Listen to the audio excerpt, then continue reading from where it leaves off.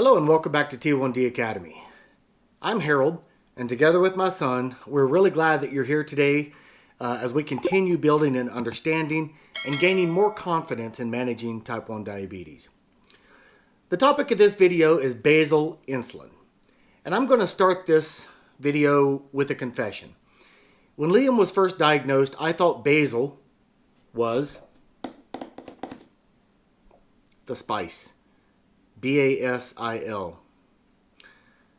I thought basal, the spice, was what doctors were talking about when they introduced the concept of basal insulin. Why? Well, obviously you don't know what you don't know. If you're coming from a life where you've never been exposed to type 1 diabetes, it makes perfect sense in my view to confuse the two. I truly had no idea what basal meant. I didn't understand the difference between basal and bolus. I didn't understand long-acting versus rapid-acting. I was completely new to all of it. And if you're newly diagnosed and hearing words like basal and bolus, and you feel like everyone else understands except you, well, just know that you are not alone. I, for one, can tell you that at least one person in this world thought that basal insulin was the spice, B-A-S-I-L. Basal insulin is spelled B-A-S-A-L. Now with that confession out of the way, basal insulin is the background insulin that your body needs 24 hours a day, whether you're eating or not. Even when you haven't eaten a single bite of food, your liver is constantly releasing small amounts of glucose into your bloodstream. That is normal physiology. Your body needs that steady trickle of glucose for your brain, your organs, and for basic survival. In someone without type 1 diabetes, the pancreas quietly releases small amounts of insulin all day and night to match that background glucose release. That steady trickle of insulin is what we are replacing with externally provided basal insulin. Basal insulin is not for covering meals. It is not for correcting highs after you eat. It is not there for sick days. It is there to handle the glucose your body produces on its own in the background, 24 hours a day. Think of it like a car sitting at a stop sign or at a stoplight. Even when the car isn't moving and you're not pressing on the accelerator, the engine is still running. It still needs fuel to keep even idling. Your body is the same way. Even when you're not eating or pressing that accelerator, even when you're sleeping, your system is still running in the background. And that basal insulin is what keeps that engine idling all the time safely. Without basal insulin, blood sugar would rise even if you never ate. And for someone with type 1 diabetes, as we've discussed in previous videos, having no insulin in the body is dangerous. Without insulin present, glucose cannot enter the cells. Blood sugars rise, the body begins breaking down fat for fuel, ketones begin building up. And eventually, as has been previously mentioned, a condition known as diabetic ketoacidosis can develop. And that is why basal insulin is not optional. If basal insulin is dialed in correctly, blood sugar should remain relatively stable when fasting, for example, overnight while sleeping. If it's too low, the numbers should drift slowly upward. If the basal rate is too high, numbers would slowly start going down, which would occur in potential lows.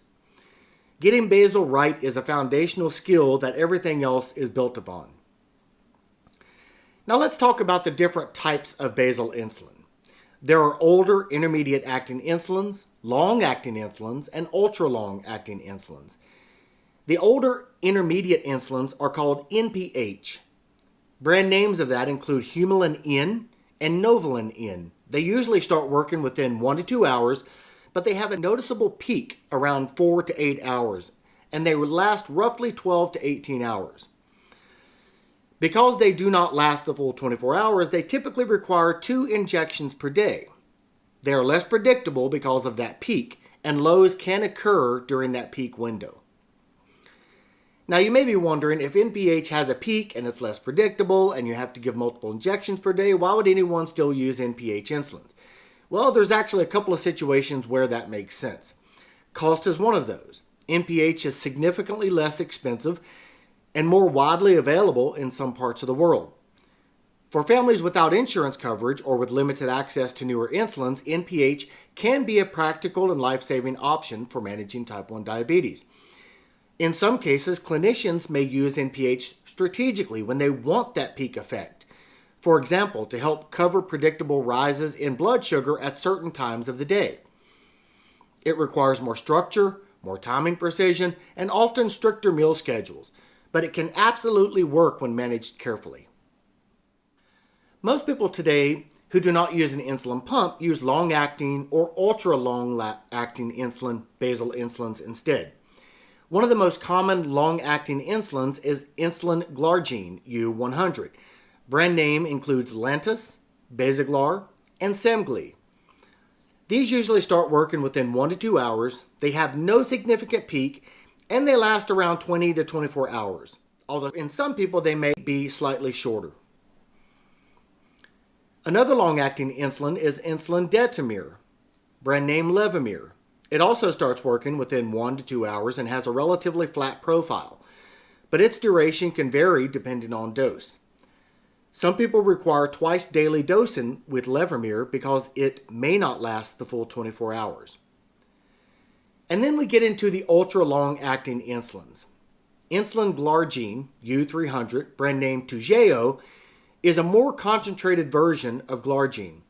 It has a slower onset, no peak, and can last up to 30 to 36 hours. Insulin Degludec, brand name Tresiba, is one of the longest acting basal insulins available. It has a very flat profile, minimal variability, and can last up to 42 hours. Because of that long duration, it allows some flexibility in dosing time. All of these insulins are designed to provide a steady background coverage. The main difference between them is how long they last, how flat their action curve is, and how consistent they are from day to day. Now let's talk about how basal insulin is delivered. For someone who uses injections, basal insulin is usually taken once daily, sometimes twice depending on the type and how the body responds. It can be delivered using a vial and syringe or using an insulin pen. Insulin pens are pre-filled devices that allow you to dial in your dose and inject with a small disposable needle cap. They are convenient, portable, and simple to use. Many people prefer them because they are easy to manage day to day. Vial and syringe is the more traditional method. It is often less expensive and allows for very precise small dosing adjustments. Some people prefer it for its cost reasons or for its flexibility. And please note that both methods work equally well when used properly.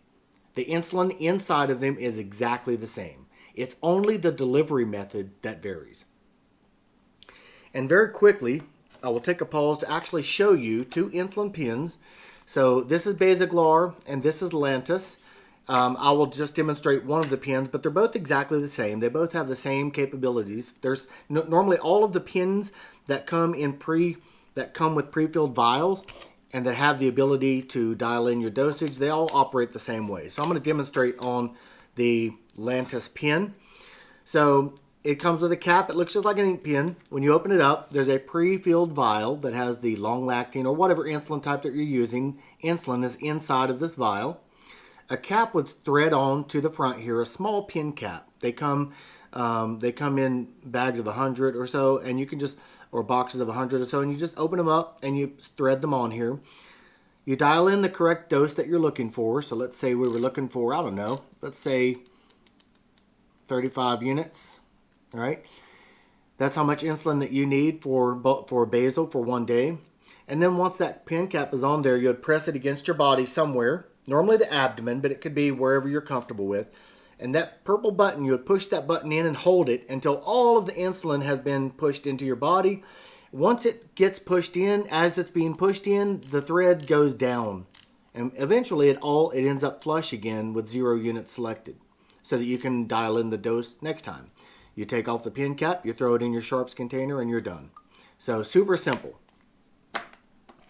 And that's how you use a pin cap. And that's the same for bolus insulins and basal insulins if you use the pens. Now what about people who use insulin pumps? Pump users do not inject long-acting basal insulin.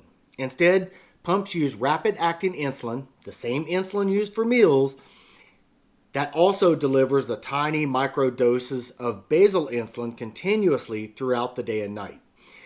These doses are pre-programmed into the pump, and they're called basal rates. So rather than one long-acting injection that covers 24 hours, what a pump does is deliver small incremental amounts of bolus insulin every few minutes that has the same effect of one long-acting basal insulin shot that you would do with a MDI pen. The advantage of this is flexibility. Basal rates in an insulin pump can be programmed differently for different times of the day. For example, someone might need more insulin between 3 a.m. to say 7 or 9 a.m. due to what's known as the dawn phenomenon. And we'll create a video on this T1D Academy channel for exactly what the dawn phenomenon is. But just know that during that time frame, normally your insulin requirements go up. So a pump can increase the basal rates during those hours, and once you pre-program those basal rates in, every day at that time it will boost your basal so that you're getting more insulin to counteract that liver dump of glucose that occurs as part of dawn phenomenon early in the morning. And then later in the afternoon, the basal rate can be lowered or raised or whatever you need for the patterns that you're observing with your blood sugars during particular times of the day. And again, this allows a much more fine-tuned background insulin delivery compared to a single long-acting shot that has a generally relatively flat profile throughout the entire day. But on the flip side of that, it also means that pump users always need insulin flowing from their pump. If the pump stops delivering insulin for several hours, just know that there is no long-acting insulin in the body to serve as backup. That's why pump users must be vigilant about site failures, about interruptions, about occlusions, all of those things that could impact the ability for the pump to deliver insulin correctly, both the basal and the bolus insulin.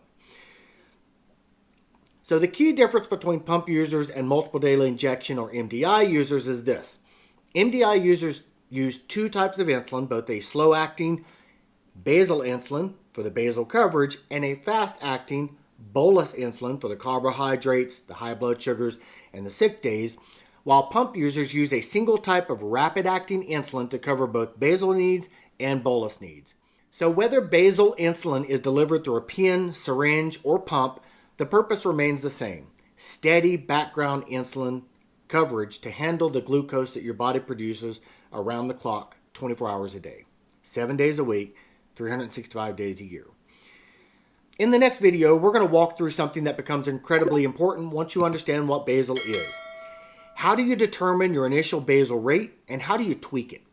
We'll talk about how to know whether your basal insulin is set correctly, how to check it safely, what patterns to look for, and how to make thoughtful adjustments based on real data that you're observing as part of your pattern recognition within your type 1 diabetes management. Before wrapping up, and as a disclaimer, the content on the T1D Academy YouTube channel is for informational purposes only and should not be interpreted as medical advice. I am not a doctor or a healthcare professional. Everything shared here is based on our lived experience and personal perspectives only. Please consult with a qualified medical professional for diagnosis, treatment, and individualized medical advice. Until the next video, take care of yourself, take care of each other, and remember, you've got this. And as always, to my beautiful son Liam, 143AI+1. Take care, and we'll talk next time.